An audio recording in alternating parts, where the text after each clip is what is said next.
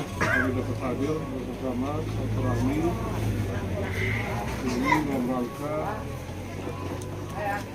menyambut musibah karena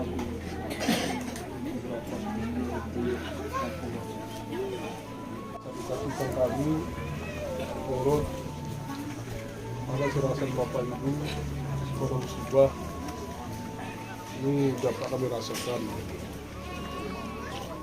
Apa kabar kesalahan karena berlalu musibah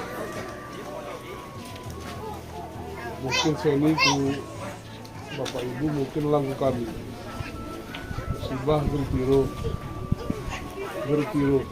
tapi ini takdir kita.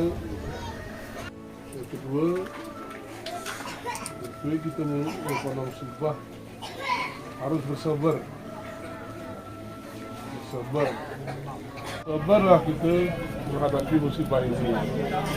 Mudah-mudahan Allah Subhanahu Wa Taala mengganti lebih hari ini kasih. Amin. Amin.